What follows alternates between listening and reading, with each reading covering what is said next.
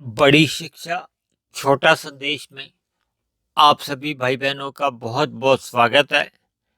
आज की चर्चा का विषय है शरवण रूपी सत्संग। देखिए, मुख्य रूप से तो आज की चर्चा का विषय शरवण रूपी सत्संग है, लेकिन गौण रूप में हमने कुछ लिखा है धूमिल हो जाना।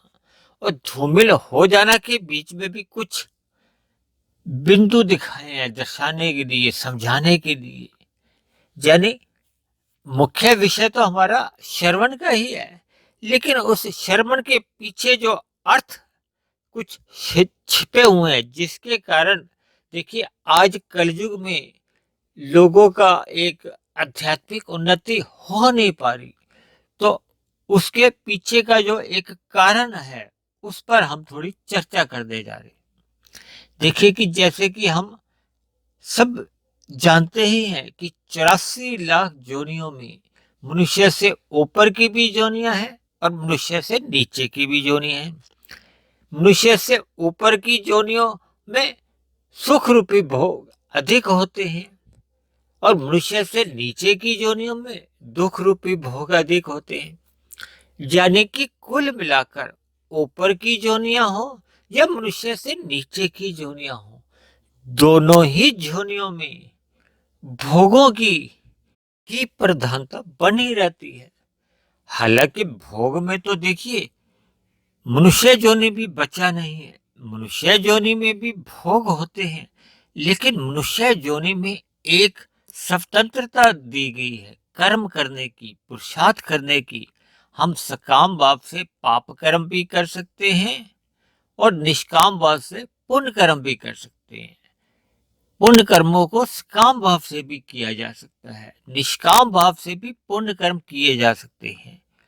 और परमात्मा की साधना करते हुए परमात्मा को जाना जा सकता है, परमात्मा को पाया जा सकता है। यानी कि परमात्मा की आनंदमय स्थिति को पाने के लिए केवल और केवल मनुष्य जोनि में ही ऐसा एक अवसर है। शास्त्रों में ही मनुष्य जोनि को कर्म जोनि के साथ साथ साधना जोनि भी कहा जाता है। भले ही कलयुग में, जिस युग में आप और हम जी रहे हैं, अधिकतर लोगों ने मनुष्य जोनि को भोग जोनि ही बना लिया है। भोग जोनि बनाने के कारण ही मनुष्य का आध्यात्मिक साधना में मन नहीं लग पाता। इसी कारण हमें आज का जो एक विषय शरवण रूपी सत्संग लेना पड़ा है। दूसरी बात, ये जो हम सत्संग की बात जब भी करते हैं ना, भले ही आज हमने शरवण रूपी सत्संग का नाम दिया है, लेकिन ये हम पढ़ने से भी कर सकते हैं। देखिए, हम सुनने से भी कर सकते हैं। श्रवण शब्द तो सुनने के लिए ही अधिक प्रयोग में आता है ना। इसी तरह अगर हम सतोगिनी साहित्य को पढ़ते हैं, यानी कि हमारे ऋषियों द्वारा जो भी ग्रंथ लिखे गए हैं, उनका हम जितना भी अध्ययन करते हैं, स्वाध्याय करते हैं, तो वो भी हमारा एक सत्संग ही होता है। वर्तमान युग में भारत में ही नहीं, भारत के बाहर यानी कि विदेशों में भी ये शरवण रूपी सत्संग होता हुआ तो बहुत दिखाई दे रहा है। लेकिन इसका प्रभाव को या परिणाम रूप में जो एक सतोगुनी वातावरण दिखना चाहिए, वह आपको और हमें देखने में नहीं आता। देखिए, आज इस बात से तो हम इनकार नहीं कर सकते कि समाज में या संसार में छल, कपट, ठगी, हेरा फेरी या हत्या जैसे भी अपराध एक साधारण बन के रह गए हैं। यानी कि ये आम ऐसे अपराध तो देखने को मिलते हैं। और जीवन में ये जो झूठ, छल, कपट, ठगी, हेरा फेरी, ये तो एक बिल्कुल ही रोजमर्रा का एक हमारी दिनचर्या का ही हिस्सा बन गए। जैसा कि कहा जाता है कि प्रकृति त्रिगुणात्मक है, यानी कि तमोगुण, रजोगुण और सतोगुण, ये 3 गुण प्रकृति के बताए गए हैं और ये नित्य बने रहते हैं और इन्हीं का ही हम संग करते हैं। कोई मनुष्य तमोगुण का अधिक संग करता है, कोई मनुष्य रजोगुण का अधिक संग करता है, कोई मनुष्य सतोगुण का अधिक संग करता है। देखिए, मनुष्य जोनि तो स्वभाव से रजोगुणी ही है, लेकिन ये सतोगुण का संग करने का एक अवसर है। देखिए, तमोगुण से 10 गुना अच्छा रजोगुण होता है, रजोगुण से भी 10 गुना अच्छा सतोगुण होता है, और सतोगुण से भी 10 गुना अच्छा विशुद्ध सतोगुण है। और विशुद्ध सतोगुण तो परमात्मा के लिए ही प्रयोग में आता है, जब मायातीत महापुरुषों के लिए, अवतारों के लिए, यानी कि मायातीत जब मनुष्य हो जाता है तो उसके लिए भी विशुद्ध सतोगुणी शब्द का इस्तेमाल हो सकता है। यानी कि जब हम माया से परे हो जाते हैं, माया के बंधन से हम छूट जाते हैं, और ये तभी संभव हो पाता है जब मनुष्य जोनी पाकर हम आध्यात्मिक उन्नति करते रहते हैं, यानी कि हम साधना में लग जाते हैं। और साधना करने का एक प्रथम उपाय शास्त्रों में सत्संग करना ही कहा गया है। यानी कि हम पढ़ने से भी सत्संग कर सकते हैं और श्रवण से भी।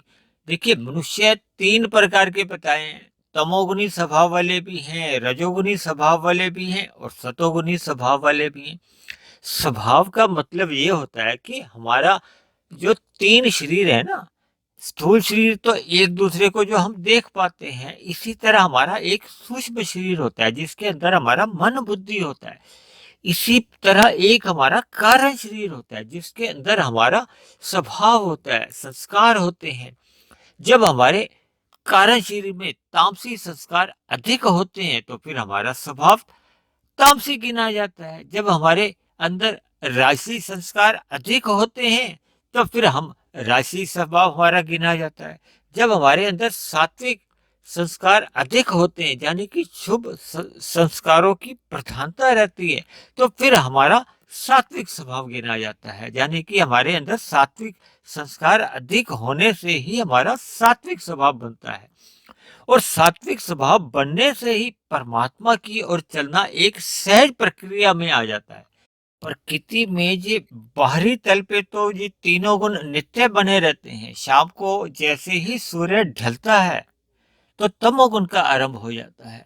तकरीबन 8 घंटे का ये तमोगुण चलता है। फिर उसके बाद के 8 घंटे सतोगुण के गिने जाते हैं, और उस सतोगुण के 8 घंटे के बाद रजोगुण के 8 घंटे आ जाते हैं, जो कि हम और आप जानते ही हैं कि हमारा दिन रात 24 घंटे का दिन आ जाता है, और 3 गुण है, इसलिए तीनों गुणों के हिस्से में 8-8 घंटे आ जाते हैं।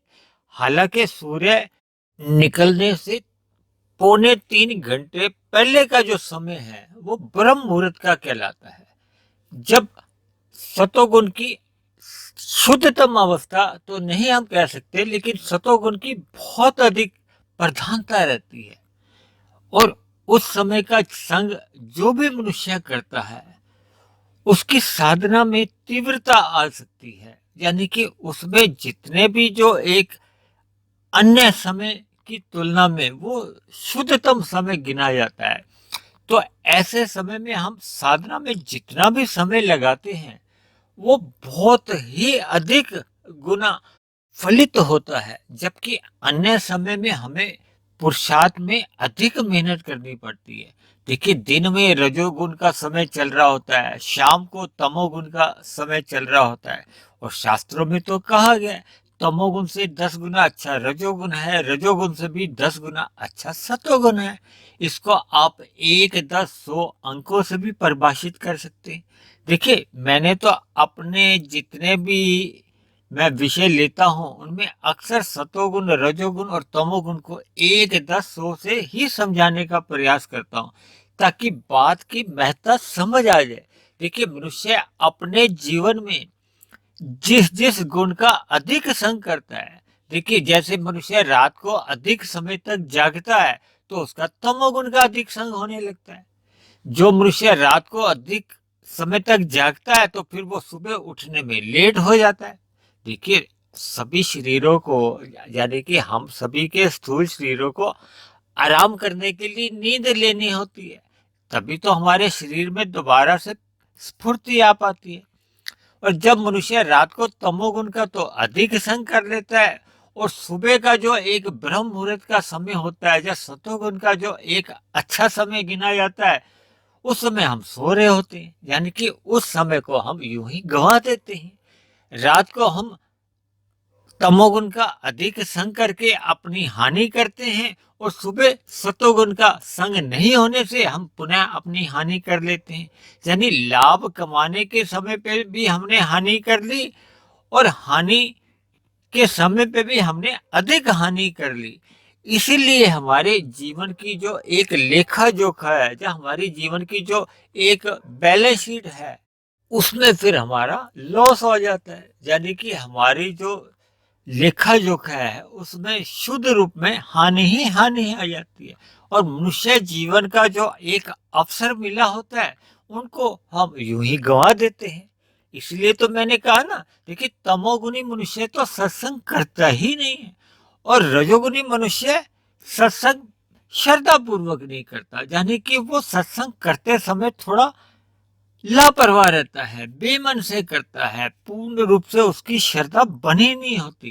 इसलिए रजोगुनी मनुष्य को सत्संग का पूर्ण लाभ मिलता नहीं है और सतोगुनी मनुष्य जब वो श्रद्धा पूर्वक सत्संग करने लगता है तो उसके अंदर शुभ संस्कार बनने लगते हैं। ये शुभ संस्कार जो अंदर हमारे बुरे संस्कार बने होते हैं उनको पहले आरंभ में कमजोर करने लगते हैं, फिर वो धीरे धीरे ही उतरना शुरू होता है। वो एक सत्संग किया तो कुछ उसका जो हमारा जो एक बुरा संस्कार था हल्का पड़ता है, फिर धीरे धीरे सत्संग का मनुष्य जैसे जैसे अभ्यास करता है, उसका चिंतन करता है और जैसे जैसे ये चिंतन नियमित तौर पे जीवन में चलता रहता है तो फिर हमारे जीवन में जो अंतःकरण में कहो, जो हमारे कारण शरीर में जो अशुभ संस्कार बने होते हैं वो धीरे धीरे कमजोर पड़ने लगते हैं, उनके स्थान पर शुभ संस्कार बनने लगते हैं। ये प्रक्रिया कोई एक दो दिन में या एक दो महीने में संभव नहीं हो पाती। देखिए अशुभ संस्कार या बुरे संस्कार तो हमें उसी क्षण पड़ जाते हैं। मनुष्य अपने जीवन में जब जब कुसंग करता है तो कुसंग के संस्कार यानी कि कुसंग करने के जो बुरे संस्कार होते हैं वो आप और हम महसूस कर ही सकते हैं कि हमारे जीवन में एक अच्छा खासा प्रभाव जमाते हैं। जबकि किया गया सत्संग भले ही आपने श्रद्धा पूर्वक किया है, उसका फिर मनन करना आवश्यक होता है, चिंतन करना पड़ता है उस पर बहुत ही अधिक बार बार चिंतन करने से फिर हमारे अंदर एक स्वभाव बनने लगता है। देखिए जब हम सत्संग करते हैं तो आरंभ में पहले दिन ही हमारा स्वभाव शुद्ध नहीं हो जाता, यानी कि हमारे अंदर जो पहले का अशुभ संस्कार बने होते हैं उनका एक स्वभाव बना होता है, यानी कि हमारे जीवन में जो बुरा स्वभाव बढ़ चुका होता है वो एक दिन में या रातों रात या हफ्ते 10 दिन महीने साल में बदल नहीं जाता। देखिए ये बातें सुनने में हो सकता है आपको थोड़ी अजीब सी लग रही हो, लेकिन जब आप इन बातों पर गहन चिंतन करोगे, देखिए गहन चिंतन तो देखिए ब्रह्म मुहूर्त में करने से ही अधिक लाभ मिलता है। दिन में क्योंकि रजोगुनी वातावरण होता है, आदमी काम धंधों में ही अधिक अपने आप को लगाया होता है, यानी कि धन कमाने के लिए या आवश्यकताओं की प्राप्ति के लिए। और शाम को तमोगुण का अधिक समय होता है जब अज्ञानता या मोह का वातावरण अधिक बना होता है, तो ऐसे में ये जो ज्ञान की बातें हैं वो पूर्ण रूप से दिमाग में उतर नहीं पाती। आदमी इन सभी बातों को हल्के में लेता है, जबकि ब्रह्म मुहूर्त में परमात्मा की ओर से कहो, प्रकृति की ओर से कुछ ऐसा वातावरण बना होता है, कुछ ऐसी अनुकूल परिस्थितियां बनी होती हैं कि ये सभी गूढ़ रहस्य सहज ही समझ में आने लगते हैं और जैसे जैसे ये हमारे अंतःकरण में उतरने लगते हैं फिर ये ज्ञान की कड़ियां जुड़ने लगती हैं। ज्ञान की कड़ियां जब जुड़ने लगती हैं तो फिर हमारे स्वभाव में एक महत्वपूर्ण परिवर्तन ला देती है, जिससे हमारी दिनचर्या ही बदल जाती है। और यदि मनुष्य ने सत्संग तो श्रद्धा पूर्वक किया है लेकिन उस पर अगर उसने चिंतन ही नहीं किया, देखिए सत्संग तो 1 घंटे का, 2 घंटे का, 4 घंटे का, देखिए हमारा जो चिंतन है वो तो मन में हर क्षण चलता ही रहता है।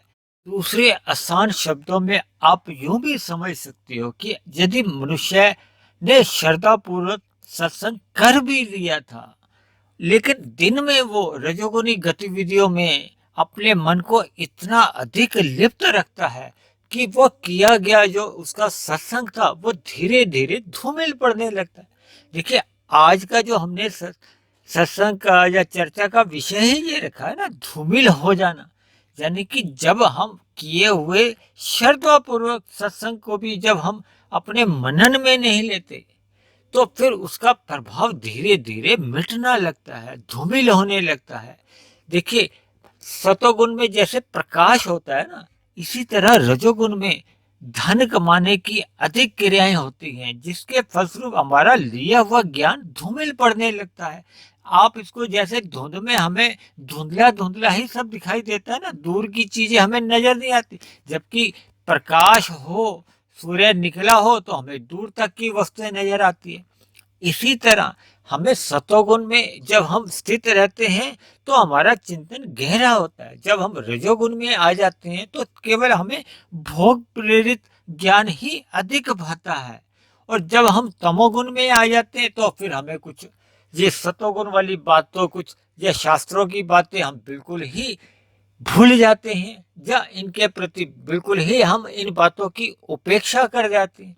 यानी कि तमोगुण को इसीलिए अंधकार से जोड़ा गया है, अंधकार को ही अज्ञानता से जोड़ा गया है। जब मनुष्य ज्ञान की स्थिति में ही नहीं रहता, यानी कि अज्ञानता में रह जाता है। देखिए, जब मनुष्य प्रकाश में नहीं होता तो अंधकार आ जाता है। शाम को जैसे ही सूर्य डूबता है तो फिर अंधकार आ जाता है ना।